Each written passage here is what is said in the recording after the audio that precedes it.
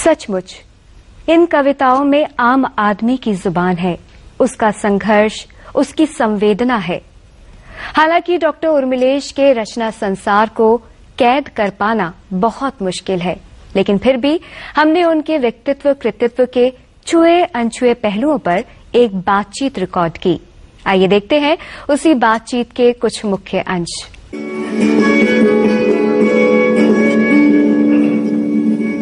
नए शहर में दुआओं पे एतबार न कर, जला दे खुद को चिरागों का इंतजार न कर।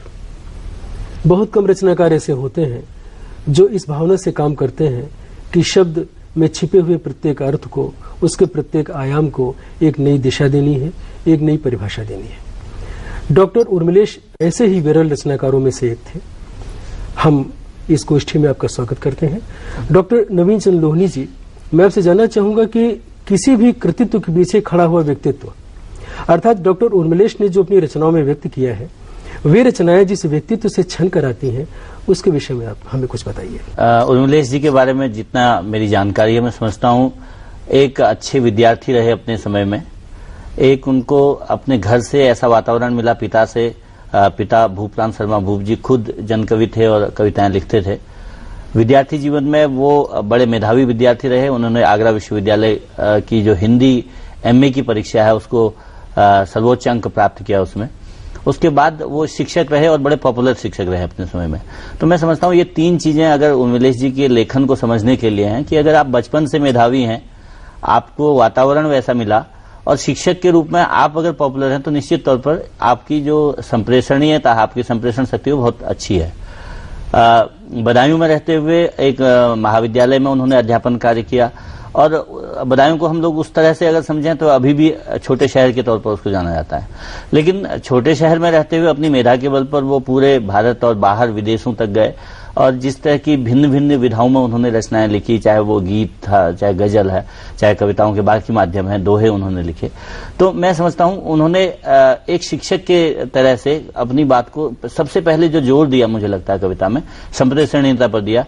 मुझे उनके दोहे को पढ़ते हुए, उनके गीत या गजल को पढ़ते हुए कभी ये नहीं लगा कि उनके लिए शब्दकोश खोजना अनिवार्य हो जाएगा। जी, जी, जी। या अगर हम शब्दों की बानगी की बात करें, चयन की बात करते हैं, मैं देखता हूं जो शब्द हैं वो बिल्कुल लोक से भी आ रहे हैं, आज के समाज के इस समय के चलते हुए शब्द भी है और वो बिल्कुल साहित्यिक शब्द भी हैं कई जगह। उसमें उर्दू, अंग्रेजी है या स्थानीय देशज भाषा है, तो कोई उनका विरोध भी नहीं है, कोई खास किसी के प्रति बहुत ज्यादा लगाव भी नहीं कि इसी शब्द को इसी तरह से कहूंगा। तो मुझे लगता है अगर उर्मिलेश सफल हुए मंच पर या उर्मिलेश सफल हैं कवि के रूप में, तो शायद इसलिए हैं कि उन्होंने अपनी मेधा को सही सही जगह जोड़ा और उन्होंने जो शब्द चयन किए, जो वस्तु चयन की और जो संप्रेषण की शक्ति अपनी थी, उसका पूरा सदुपयोग किया। जी, डॉक्टर कुंवर बेचैन जी, बहुत ऐसे उदाहरण कम हमारे सामने हैं कि वाचिक और लिखित दोनों रूपों में कोई व्यक्तित्व अपना एक हस्ताक्षर छोड़ जाए। डॉक्टर उर्मिलेश मुख्य रूप से जिन तीन धाराओं में जाते हैं कविता की, गजल है, गीत है और दोहा है।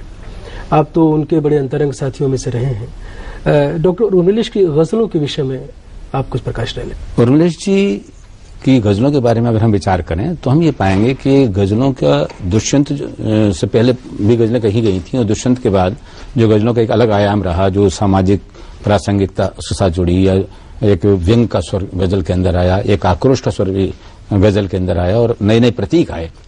तो अगर हम उस दृष्टि से विचार करें तो उर्मिलेश जी की गजलों में ऐसा वो प्रतीक भी हैं, उस प्रकार की बातें भी हैं जो कि दुष्यंत ने कही थी।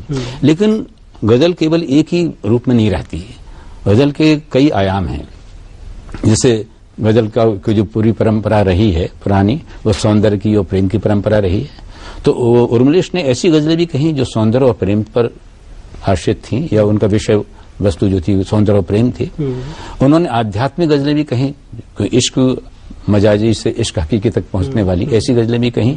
और जो उन्होंने पूरी तरह से पूरे समाज को देखा और समाज में जो कुछ भी देखने को मिला, उन सब के बारे में उन्होंने विचार किया और अपनी गजलों में उन सब बातों को पिरोया। मुख्य बात ये रही कि उन्होंने जो गजल की खास टेक्निक है, जिसमें कि ये कहा जाता है कि गजल ऐसी होनी चाहिए या उसका शेर ऐसा होना चाहिए जिसमें कि वो गजल होते हुए, कविता होते हुए वो गद्य हो, मतलब उसका जो कंस्ट्रक्शन है, शब्द का, वाक्य का गठन जो है वो इस प्रकार का हो जैसे कि गद्य का वाक्य का गठन होता है। इसलिए जबान का शेर हुआ। तो इस तरह से उर्मिलेश ने जिन प्रकार की गजलों को कहा उन सब गजलों के अंदर ये देखने को मिलता है कि उनको इस आज के युग के प्रसंग में भी पूरी तरह से सही बैठती हैं, और जो अलग अलग आयाम हैं गजल के उन सब मिलते हैं। मुख्य बात एक ये है, और एक उनकी बड़ी प्रसिद्ध गजल है, माना कि वो मंचों पर सुनाया करते थे, बाद में उन्होंने मंच पर सुनाना बंद कर दिया, लेकिन एक बेटियां लड़कियां नाम से उनकी गजल है। मुझे लगा कि पूरे अगर हम गजल साहित्य को उठा के देखें तो शायद ऐसी कोई गजल दूसरी नहीं मिलेगी जिसमें उन्होंने लड़कियां रदीफ से पूरी गजल कही है। जन्म से लेकर के और मृत्यु तक जो हमारे भारतीय परिवेश में जो लड़कियां हैं उनका क्या स्वरूप रहा है, किस प्रकार से वो धीरे धीरे उनका विकास होता है और किस प्रकार से सारी स्थितियां आती हैं। उसका बचपन कभी नहीं मरता, जिसके परिवार में अगर है माँ, आदमी का वजूद है जब तक दोस्त, तब तक यहाँ अमर है माँ। माँ के प्रति प्रेम, संवेदना और वात्सल्य के शब्दों के माध्यम से इस चित्र को उकेरा है प्रख्यात कवि डॉक्टर उर्मिलेश ने। डॉक्टर उर्मिलेश ने गीत, गजल, दोहा और मुक्तक इन सभी विधाओं में खूब लिखा। 25 से भी ज्यादा पुस्तकों के रचयिता डॉक्टर उर्मिलेश का रचना संसार बहुत विस्तृत है। आइए सबसे पहले आपको रूबरू कराते हैं उनकी कुछ कविताओं से। तू इन बूढ़े दरख्तों की हवाएं साथ रख लेना, सफर में काम आएंगी, दुआएं साथ रख लेना। तू इन बूढ़े दरख्तों की हवाएं साथ रख लेना, कहीं भी तो रहे तेरे हमेशा काम आएंगे।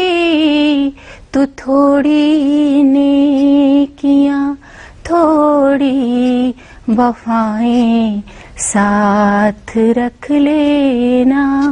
तू इन बूढ़े दरख्तों की हवाएं साथ रख लेना। मैं जब घर से चला कांटों घिरे कुछ फूल यूं बोले, गमों में मुस्कुराने की अदाएं साथ रख लेना। तू इन बूढ़े दरख्तों की हवाएं साथ रख लेना।